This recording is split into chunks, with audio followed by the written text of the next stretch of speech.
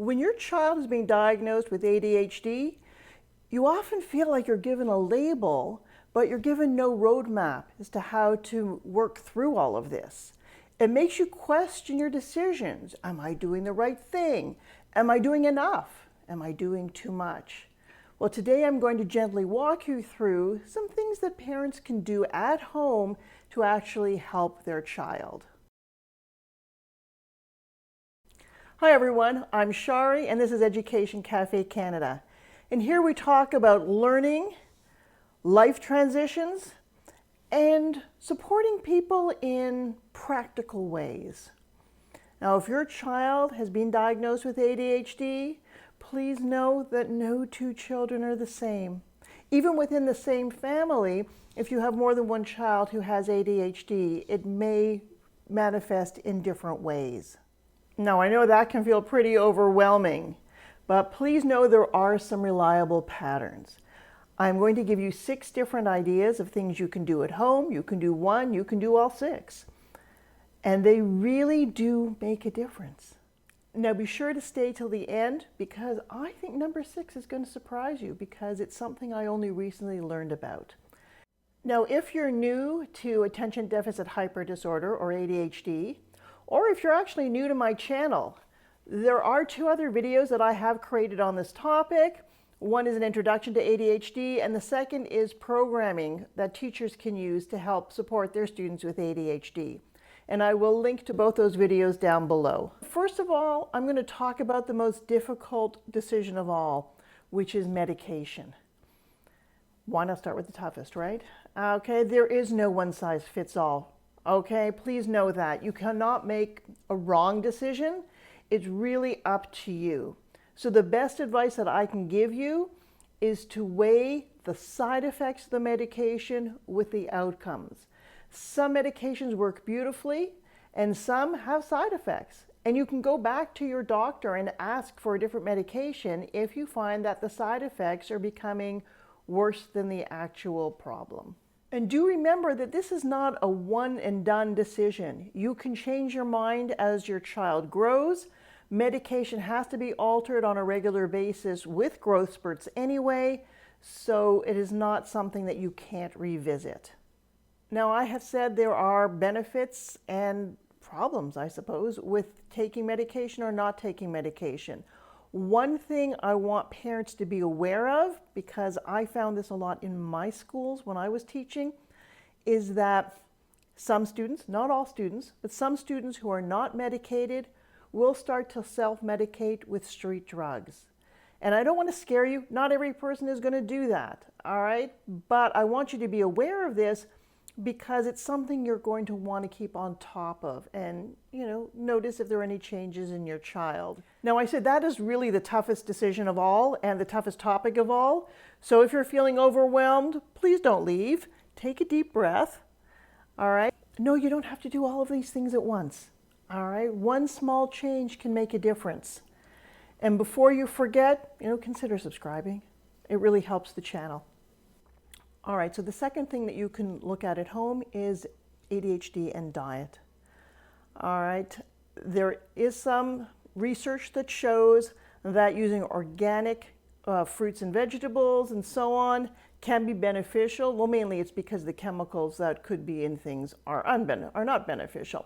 However, I do know that buying organic can be very expensive. So if you do a really thorough wash of your vegetables and fruits, that should also benefit your child. Another thing that they are just starting to do studies about, or at least I'm just starting to see studies about, are vitamins and minerals. What they're focusing on right now is magnesium, zinc, and vitamin D. Now, I'm not a doctor, nor am I a nutritionist, but you could talk to a nutritionist and maybe help determine if your child might benefit from a supplement, if they have any sort of deficit in those areas. Now, a big one I find is sugar. Sugar is something parents always worry about, of course. But in my experience, people with ADHD are very drawn to it. I know I am. What a surprise, looking at me. And the reason that we like sugar is it's a fast hit of dopamine to the brain. All right, and that makes people feel good. So is it good? Is it bad? That's a battle you have to decide. So you might want to look at limiting or what you can limit with your child. And of course, as a parent, you want to encourage your child's ability to focus. So what you might look at is a hobby or an activity or a passion that your child has, and this will fully capture their attention. And I have seen just some examples of students who thrive in martial arts.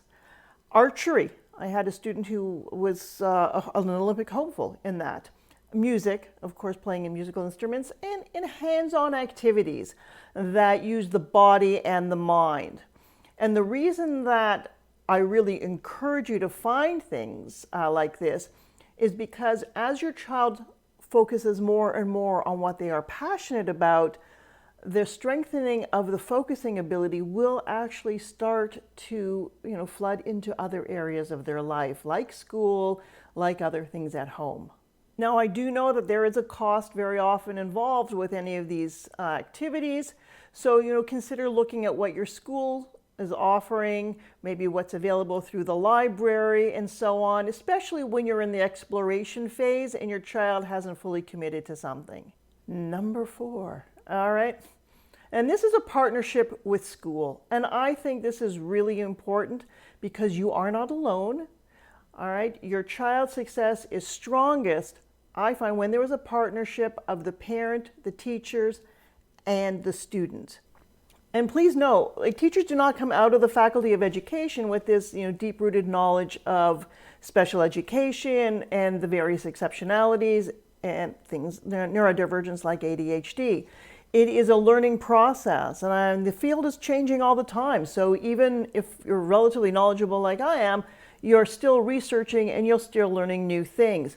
So stay involved. Don't be, in the face of the teacher all the time, but, do some things that will help from home. Make a point of going through your child's backpack. Pull out all those balls of paper that are crumpled up in the bottom and see what's going on. Organize their assignments. You might even ask the teacher if they will put important assignments on colored paper so that it's easy to find it in the backpack or in your child's binder. And you can actually ask that, having assignments on colored paper is put into your child's IEP or individual education plan. All right. Advocate for your child. And again, don't try and push for things that are beyond the capabilities of the school, but you can certainly ask for things like that. And just as a plug, I would say share my videos with the teacher because teachers don't always know all of these things. In fact, some of the teachers I work with now have said that they were surprised by things that I had mentioned in my videos. Okay, so number 5 is organizational skills. This is something you really want to work on with your child, possibly with any child. That I'll leave up to you because you might have other children who do not have ADHD who could also use this. But one thing, if you have a child who has ADHD, they are most likely going to have a messy room. I always had a messy room. The goal isn't perfection. The goal is to teach systems so that your child can then implement systems and build on systems as they get older. So you might want to bring in a set of drawers or bins or maybe little cubbies for them. And you may want to experiment with different types of furniture. So this is not the time to go crazy and buy mega expensive things. You might be able to find things in secondhand stores or something from IKEA that works. What's really important is creating the routines.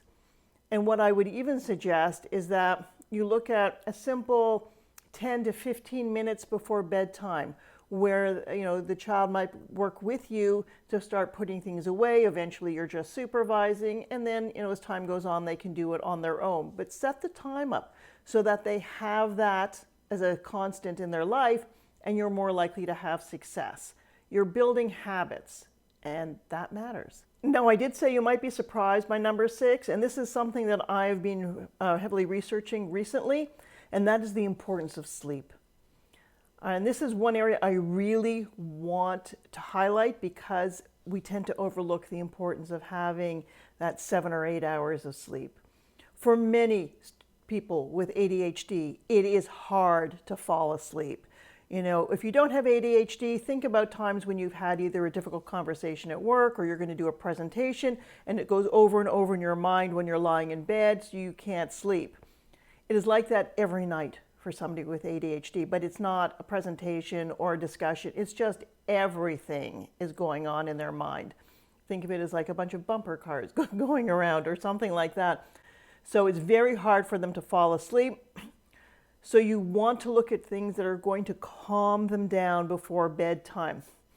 And that would be, of course, removing devices at least an hour before bedtime. You know, create that calming routine at night.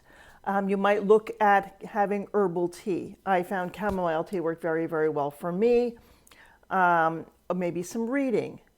Doing yoga or meditation. And definitely, you know, going back to the previous topic, you know, putting things away in the room. A nice routine that's calming and quiet. Supporting your child with ADHD is not about doing everything perfectly. It's about creating an environment where they can succeed one small step at a time. It's about building those routines, staying flexible, and most of all, remember, you know your child best. I'm giving suggestions that are a little bit of a blanket suggestion. You might need to tweak things to make them work better for your child. But here are some ideas, and let me know if you've implemented them, if they've been helpful, what you think of the video. Please, you know, give it a thumbs up, share it with friends, and if you ring the bell, you'll be notified whenever I have a new video. I do tend to upload videos on a Thursday. Have a magical day and hope to see you soon.